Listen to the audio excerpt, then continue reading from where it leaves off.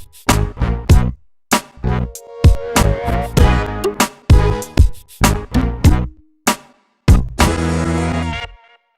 everybody, it's me, Doc Rock here.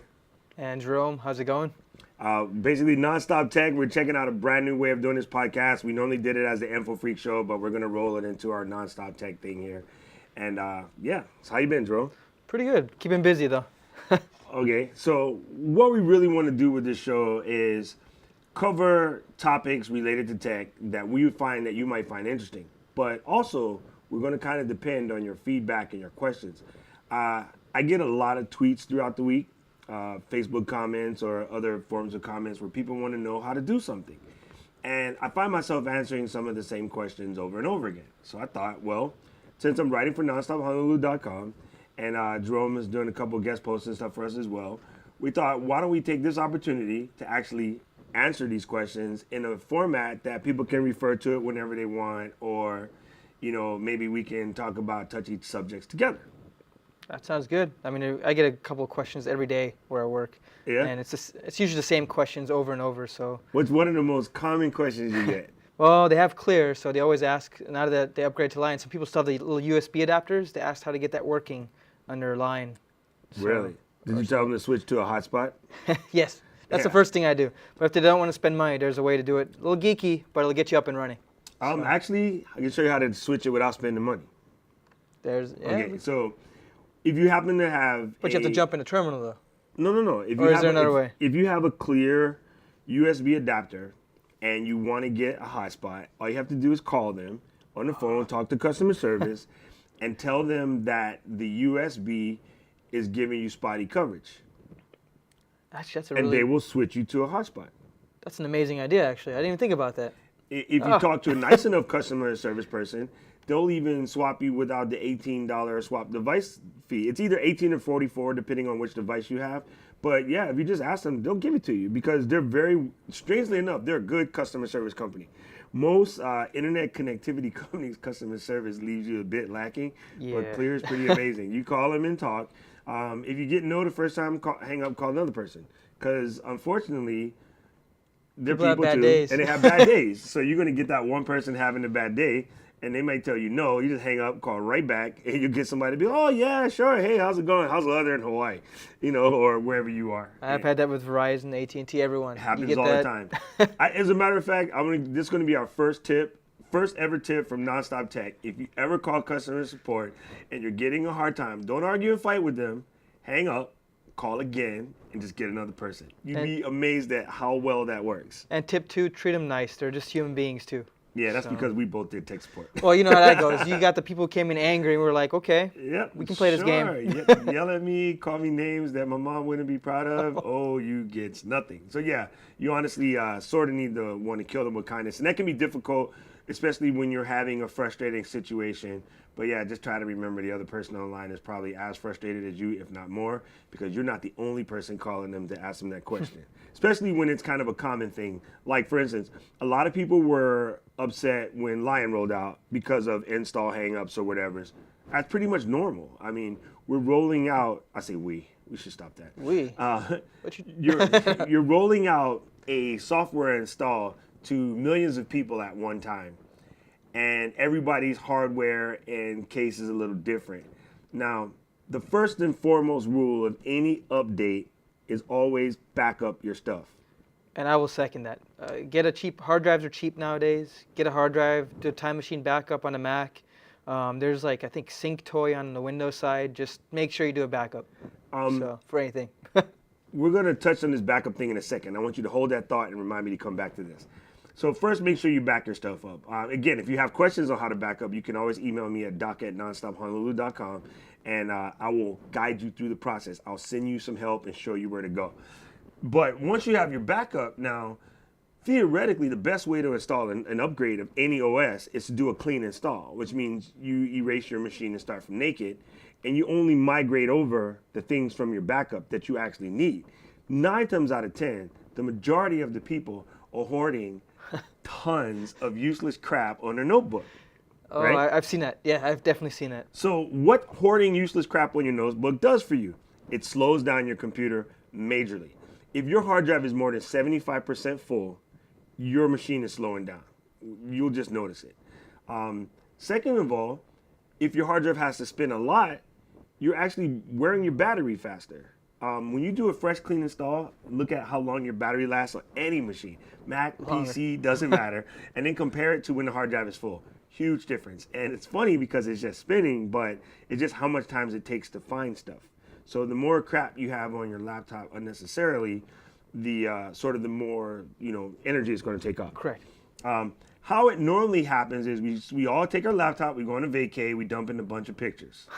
Or before we get on the plane, because those little plane movie devices are kind of expensive, we load up all this stuff we want to watch in the plane.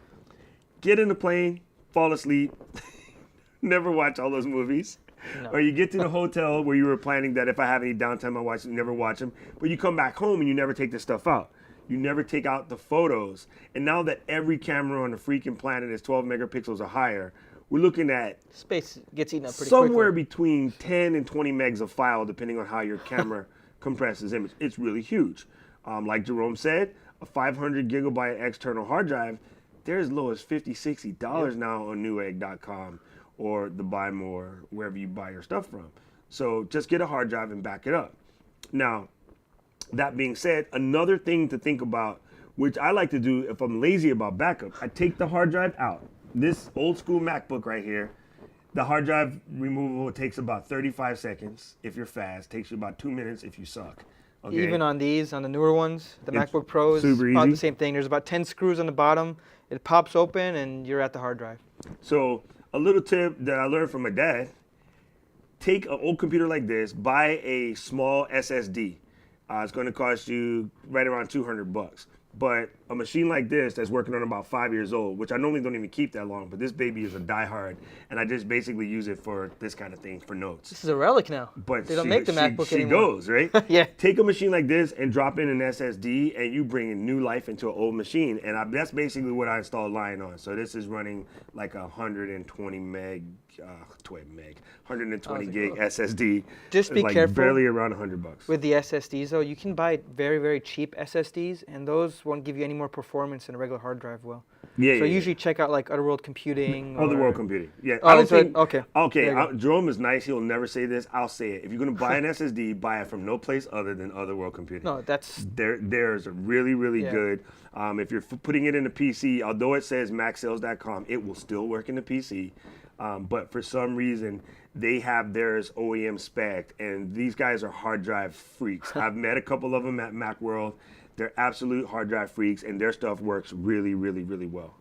Even on our day-to-day HD editing machine, which is normally working on a relatively expensive project, it boots off of an SSD.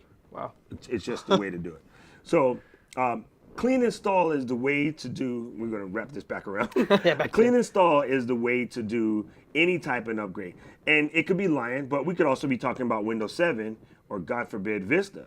Or XP. God, don't even say that. We're going to try to be non-Mac biased, but it's really hard. So just deal with it. If you start with a clean drive, install your OS, and then add your programs, it's a lot easier. I do understand, though, why when I'm working on a PC or like my PC clients, they don't like to do that. It is a lot harder to install a lot of their apps. In Mac world, most applications, I would say a good 90%, you can just pick them up and just drop them in the app folder and that's it. They don't require an install because each application is actually a fake folder with all of the stuff necessary to run it inside that folder. It looks like an icon to you guys, but it's really a folder that contains everything you need. Adobe products and maybe your higher end Final Cut, the older versions. Office, they're the ones that don't do that. The new Final Cut, though, Final Cut X, it is just a single drag and drop install. The other thing you can think about, if you're a Mac person, try to buy your apps from the App Store. What happens is they automatically update. It's very, very clean. And when you go to clean install, you can just sign into the App Store. It'll show you your list of purchases and download and install that stuff for you automatically. So it's a new paradigm. It's going to take a little getting used to, but I suggest, if possible, buy all your apps from the App Store. It'll lower the cost of the ownership for the Mac too. Once you've purchased that app, when you get a new Mac, or even if you just, like Doc mentioned, just do a clean reinstall, you can just re-download the apps. So it's very simple. It makes life a lot easier. Now, before we close out in the topic of like upgrading and sort of dealing with the upgrade process there, first of all, line upgrade is pretty good. If you have an older machine like this one, you probably don't want to push the limits. It says 1 gig of RAM, you're probably going to want to be closer to 2, maybe higher. For line? Yeah. Should be 2. 2 It is minimum 2? now. Okay, Yeah, you have to go to 2 gigs now. Yeah, so if it says 2, then you want to go to 4. That's just Yes. that's the rule of thumb. So you make sure you have enough memory to make it comfortable. And it's a whole paradigm shift. Like your brain is going to be screwed up for about a week or so. The reason why is a lot of stuff has changed. It's really hard to explain. And over the course of doing these podcasts, we'll highlight some of the features that you really need to know. But if there's any questions that you have about Lion or your Lion install or the way you should do it, please let us know. And we look forward to having this conversation again when Windows 8 rolls out later this year. It's going to be the same. Is it this year? Or? Well, that's what they say, but you know what it really means. 2012, 2013. It'll roll out right the day before Armageddon. We'll see Windows 8. We really have to stop teasing Windows people. They're going to get mad at us. Yeah. I wanted to touch on the backup thing one more time. Secret to backup. External drive, like Jerome said, really, really cheap and inexpensive, and much better than paying me to recover your files after you lose them. That's what, $1,500? Not that I'm not that expensive, but we're pretty high. Everybody's high. It just is what it is. It takes a lot of work. However, a new thing that I've been doing over the last 2 months, and I'm absolutely happy with, is a program called Crash Plan. Crash Plan is very unique. What it does is it takes the information on your drive and it copies it up to a series of servers online. It's encrypted before it ever leaves your computer, so you don't have to worry about someone getting access to your information. And you can recover the whole thing or parts of it, whatever's. When you first install Crash Plan, which is free, it's going to tell you that you can just make copies to hard drives and stuff. If you take a Crash Plan, you're looking at somewhere between $3 to $10 a month for a home program and like $6 to $50 a month for a professional. And the professional real difference is it will let you do about 10 machines at a time. But really, really inexpensive when you think about it because it takes copies of all of that information and it places it on their servers. Now, the other cool thing about Crash Plan, so I have my computer here and my dad loves to reinstall and install stuff all the time, so he accidentally breaks things, okay? What I can do is send him an invite code to my Crash Plan. My computer, over the internet, will grab the files that I know he can't lose, encrypts it before it ever leaves his computer so I can't open them or look at them, but back them up on my computer, on my SAN, or my network attached storage, or my external drive. So if you are my Crash Plan buddy, That's actually amazing. This is cool, right? Yeah. So you're my Crash Plan buddy, and your computer crashes, or my dad's computer crashes. He can come over to my building and be like, hey, I had that file, that project I was working on, and the file corrupted. Can you help me restore it? All I need to do is put his computer on my network and restore. I was going to say unback it up. You restore it from that backup to his computer in the same network. It's really fast. Or I can plug in a drive to his machine and move it over. So you can be my backup buddy, even though you live, 4 or 5 miles away from me. This is really cool. I'm actually looking at it right now. Crash Plan is good. So a 10 gigabyte is $1.50 a month. Yeah. Like 2 cigarettes cost more than Crash Plan. I have the Family Unlimited, and it's $6 a month. I believe I paid like $120 for a year, and it's going to allow me to do 5 computers in my own network because I have that many. And so I'm doing it to the drive. It handles the information to the drive.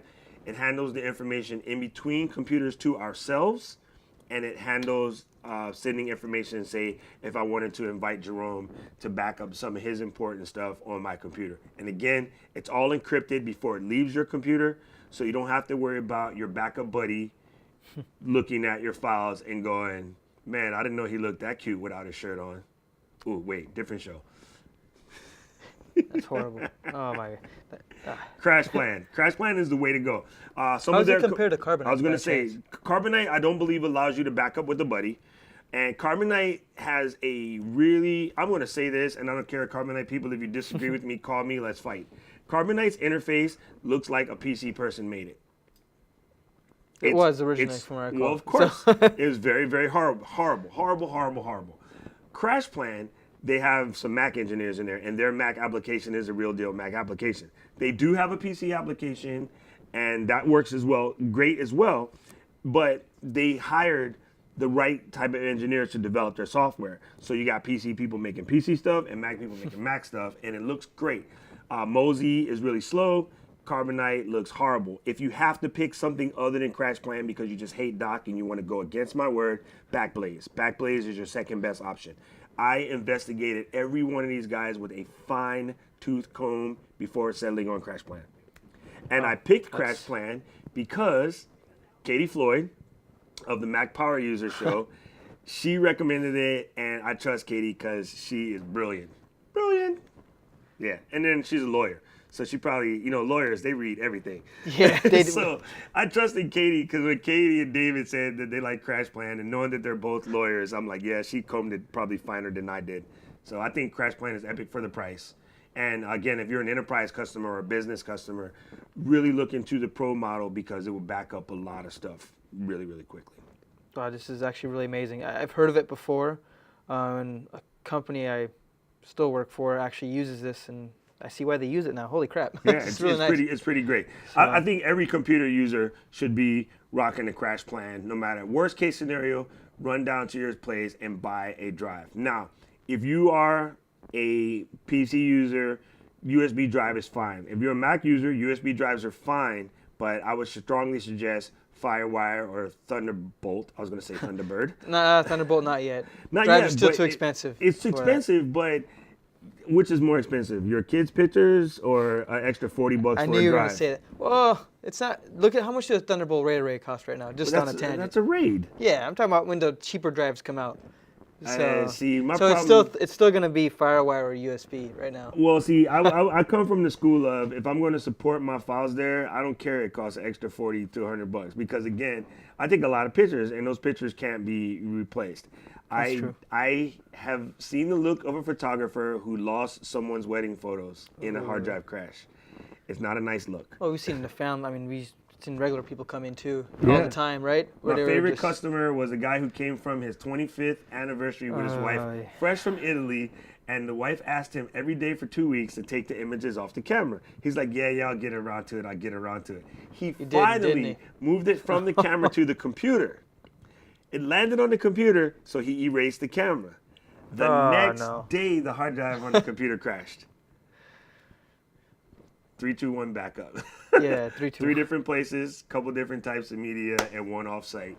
And that's the reason why I Crash Plan. Simple as that.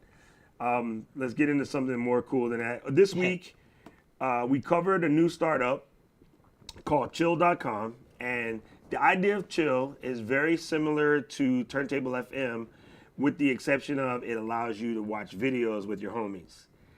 Super fun. Still waiting on my invite. Oh, you can do it now because we're Facebook friends. If I'm your Facebook friend, you're in. I have it set up that way. If you want to be my Facebook friend, you can just send me an email. I'll hook you up. I don't have that much room left. I'm pretty close to 5,000 people, but I'm joking. So Chill's cool because it allows you to watch videos with your friends. And at first, I think a lot of people are doing the music video thing because it's easy. But I've been in the rooms where they're doing the funny videos, like the viral stuff, and I saw this thing called Sexy Sax Man, and I nearly fell out of my chair rolling. I can only imagine what that. Oh my goodness, one of the funniest videos ever. But also, you can do things like, say, watch a TED Talk or watch an intelligent conversation from like Jason Fried or Gary Vaynerchuk or Kevin Rose, Tim Ferriss. You can watch some of these more kind of provocative things and then have a general discussion about it. And it's a little bit better than just taking those takeaways by yourself. Oh, it's always better with a group. You see different viewpoints all the time. Yeah. One of the first things I'm going to do when we have some downtime is I'm going to sit John Garcia down and make him watch the Inbox Zero video with me by Merlin. Because if you look at my inbox. That one was amazing, actually. I have about 5 emails in my inbox. I was in Skype yesterday with John. He has 9,820 some odd emails in his inbox. I thought Shiori was bad. She was at $4,000. So, wow. That's a lot. John Garcia, inbox 0, not inbox 000, comma 000, comma 000. Just remember that. So Chill.com is cool. Now, I made the demo video for Chill, and I posted it up on YouTube. I'll put the link in the show notes. Of course, you can look on Nonstop Tech. It's real easy to find. I only did it a few days ago. And I was getting a lot of pop. I was on Venture Beat today, which was kind of cool. It made my heart tickle just a tad. But I got an email from Jason over at JamCloud.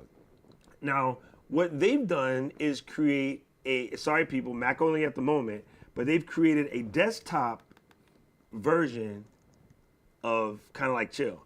You run this on your desktop, you can share videos with your friends easily, you can chat, conversate, build playlists. To me, it's a better way to use YouTube than the standard issue website version. So it's kind of like YouTube as an app. Very, very, very nice. Super easy to use interface. It's really pretty. And again, it just looks like a Mac app.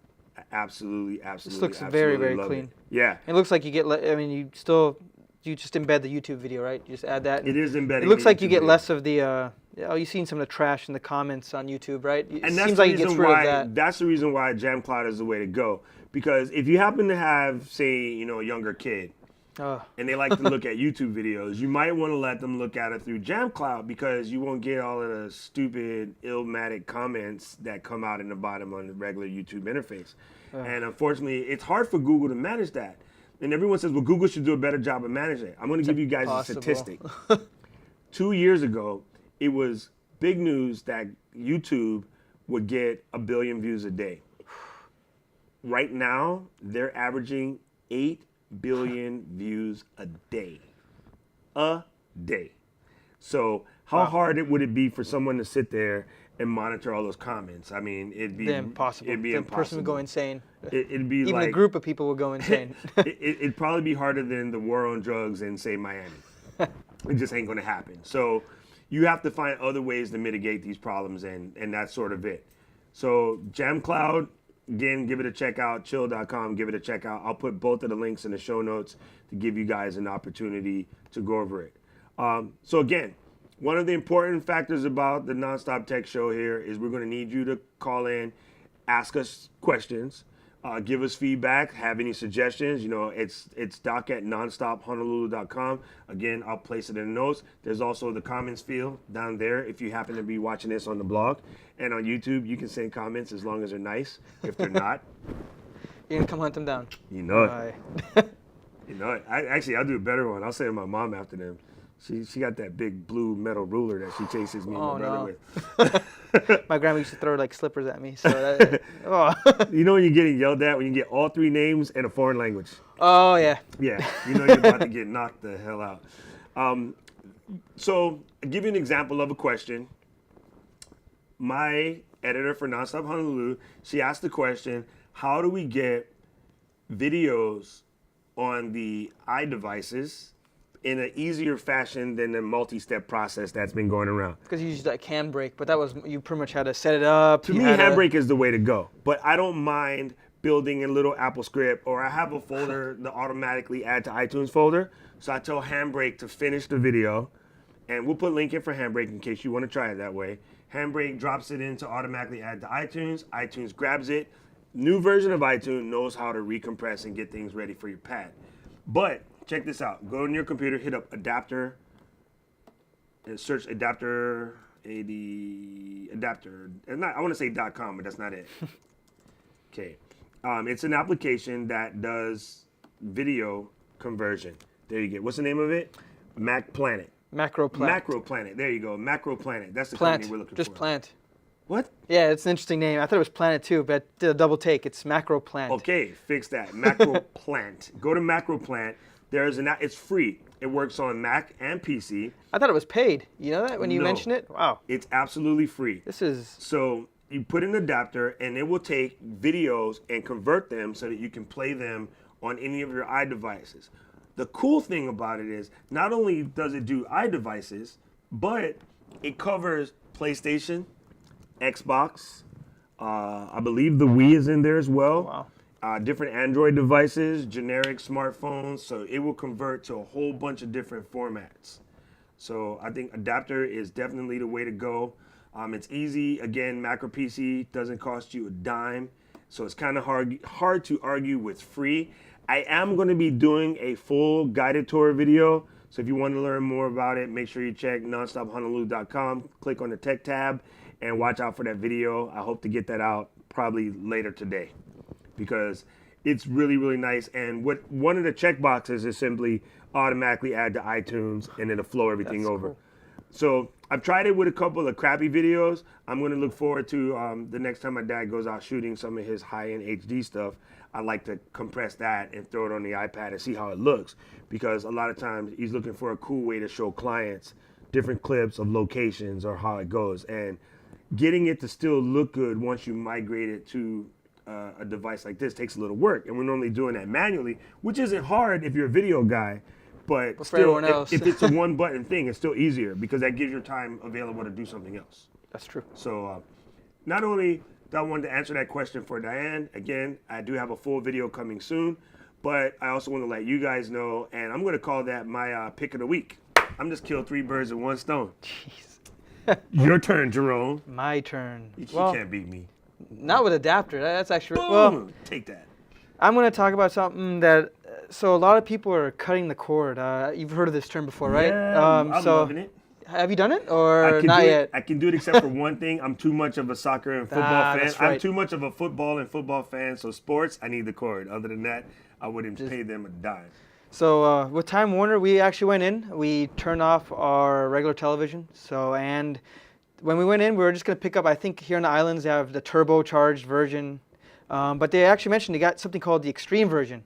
And for us, since we watch a lot of stuff on Netflix now, Sherry always purchases stuff on iTunes, so lots of downloading, lots of streaming now.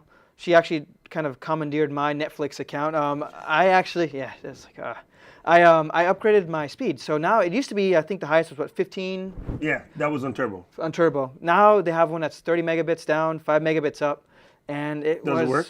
It works really well. I have a nice little picture. I'm actually going to put it up on my Twitter account. It's just at JeromeKoehler at Jerome Kohler. I'm going to plop it up later, and I'm also going to put it up on my blog later too, but easy on Twitter. Just check it out. I did a speed test. It's quick. It works. And you really get 5 megabyte per second upload? Yes. Oh, it's been working really well. I've been started up my new blog, so I've been uploading a lot of pictures, less video, and actually uploads to YouTube also. And it's been quick. I don't have to sit there, wait. I can actually sit in front of my computer, do my work, instead of having to leave and then come back later in the day. I have a question. What's up? Once I finish editing this podcast, can you upload it? Because I have less than 1 megabyte per second upload on my version of Time Warner. Well, they cut that down. It used to be 2. Yeah, mine was around 1.5, but it's really slow now. So, I'd rather upload. I'm coming to your house. Yeah, if you want. It's bring some gefilte fish. Believe it was around $77 now. We used to pay like about $88 for it was actually 10 megabits down, 1 megabit up, and we got all this television that none of it we didn't watch anyways. It was $71 or 71 to 77 around there, and it's actually we're saving money and we have a much better internet connection now. Sweet. So. Sounds like a plan. I guess if I had upload speed that much, I'd be like live streaming 24 hours a day. I'd be like, hey, this is Doc cooking a chicken. Hey, this is Doc making rice. Now that we kind of talked about it a little bit, want to jump into want to talk about the plugins? Because everyone loves Flash. Yeah. So yes, please. We have actually 2 little applications we're going to cover. One's a Click to Flash, and one's called Flash Frozen. Did you want to cover Flash Frozen? So we should do Click to Flash first, actually. Okay, yeah. Because it's a little bit more... Well, they're different. They're complementary programs. They're not really like going to fight against each other. What happens is someone gets a new notebook. And again, I know this is Mac and PC, but it seems to be more of an issue on the Mac. On the PC, I guarantee you this will work for you as well. Flash, when you hit like YouTube, since we were talking about YouTube earlier, the Flash plugin still runs even though you stop watching the video. In most modern browsers, that memory continues to leak. So it's slowing your computer down. Also, when you're on a site that's running all these advertisements, a lot of times the advertisements are stealing your processing power. Well, all you really wanted to do was go in and read an article on how to get a better golf swing or, how to cook tteokbokki. right? So you're reading this, these things are running on the side, and they're increasing your computer's processing power, and it's slowing your So battery computer up. goes down, your computer slows down. It's really annoying. Or you It's get really hard you're on the doing something laptop. and you have this annoying noise just pop up, and that just would, I mean, it pisses me off. I bet you it makes you unhappy too when you Oh. have crap that just. I had the Ugh. you know that frog? I had the frog come on one night when I was playing kind of a scary game, and I didn't realize I had multiple screens, right? I didn't realize the browser was open, and the ad came on the browser, and it goes ring, ding, ding, ding, ding, ding, ding, ding, ding, ding. And I was playing like one of the scary Alien versus Predator or something, and I jumped out of my chair like 7 feet high in the air. So ever since then, I turn it off. And before, turning off Flash on your browser was difficult. Click to Flash is very easy. It's for Safari. And I believe there's other things like it for other browsers. It will allow you to hit a page, all the flash stays stuck in sort of off mode.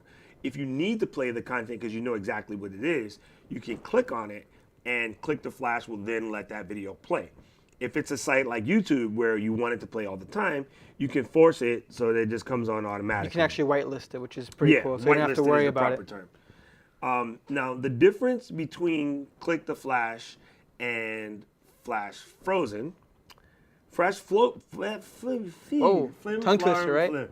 Flash Frozen puts a minulet in the top of your menu bar, and it shows you how much processing power that the Flash plugin is stealing from your computer. It's available in the App Store. It's only 99 cents, but it's really, really nice because it will show you if something is running and taking over, you know, your power from your machine, slowing your machine down. Also let you know when it's stealing your battery. What's cool is you can set a threshold that says when I reach, say, 75% processing power, let me know. I would lower that, but, you know, it will give you a warning, let you know when things are getting out of hand. And again, if you guys find interest in that, let me know. I'll make a custom video specifically for it. But I definitely think Flash Frozen is a great application to add, especially those people on notebooks. Yeah. And you know, I forgive myself for not doing any of the research before, but I can find out what is available out there for the PC, and I'll try to throw that in the show notes. If you guys have any ideas, let us know. Like similar to like Flash Frozen or Click to Flash, because it will save your battery. I would say most people eat up about 40-50% of their battery because of rogue Flash plugins. So the good news, I believe, is Click to Flash. Isn't it just a plugin? I thought it would work under the Windows side too. Oh yeah, it does. It says right there. Hello. I might be wrong though. No. I'm just checking right now. It works on Safari for PC. Oh, actually, there's one called Broken Box also. Oh, there Looks you go. like it's a Safari plugin. And I bet you, I mean, if you have Chrome or Firefox, I bet you if you search I'm their... sure Firefox and Chrome Jeez, gotta have they tons got of them. boatloads of plugins. Yeah. all over the What is place. your browser of choice right now? Right now, I went back to Safari actually. For Lion, I've been using Safari a lot more. I still say Chrome is the fastest browser, so I use it the most. But Safari is really good in Lion because of the way, like an iPad, you can just swipe from page to page. It's kind of makes hard it to huge. beat that. I'm waiting for Chrome to get that API put in for the trackpad, and it's just. Did you try crazy. Firefox 6 yet? It supposedly hit no, what not a yet. couple days ago, yesterday, from what I recall. I play with Firefox a lot. It always became kind of bloaty for me. So This is what they fixed. Chrome supposedly. is super, super fast, so I just stick to that. I try to behave. I used to do all these different browsers to test how websites I would make, how they would work in different browsers. But now it's easy in a developer of either Safari or Chrome to say emulate X browser and test it out. Wait, we're getting too nerdy. Let's not. Yeah, I know. That's my bad. Pump your nerd brakes. Nerd brakes, cool. All right. Anything else you want to cover before we jet? I think that we covered most everything from what I recall. Actually, there's one more thing I want to cover since you talked about, Click to Flash and just creating a web page. I know it's a little geeky. A lot of people are worried about security on a just daily basis, like on their web browser. And they're worried, what do web pages actually take away? There's this cool free plugin. Believe it works on a lot of browsers called Ghostery. There you go. So Ghostery. it's just Ghostery. So Ghost and ERY. If you do a Google search for it, should be the first hit. It is the little first hit. plugin. The cool thing, it shows you. Let's say you go to a web page, or let's say you start up like a WordPress blog. It shows if there's any plugins, or if something dumps a cookie, for example. So just something that can track you online. It'll actually let you know that what's tracking it. It'll give you feedback on, hey, this company isn't legit, or we don't know about this company. This has gotten bad feedback from the users. So the cool thing is it's also crowdsourced. So if you see something that is not in Ghostery's database yet, you can actually send up a request and they'll add it. So it's pretty nifty. I use it on a couple like WordPress blogs because there's always these free premium themes that you can get. But once you actually download them, a lot of the developers, they hide a lot of junk inside of them that makes them money but does nothing for you except slow your website down or just pull people's information, their surfing habits. So this will actually hunt that stuff down and show it. It's pretty nifty. It's free. And I believe Doc will put it in the show notes, so it'll be up. Not only will I put it in the show notes, but we're going to ask you to write a whole article about it, and let's post it on Nonstop Tech. That sounds like something a lot of people could use. I think it's a good idea. Just nowadays, everyone's actually people aren't worried about privacy as much anymore. We've got the younger generation now, but a lot of us, we know that there's a good reason for privacy too. You don't want to give everything away. Cool.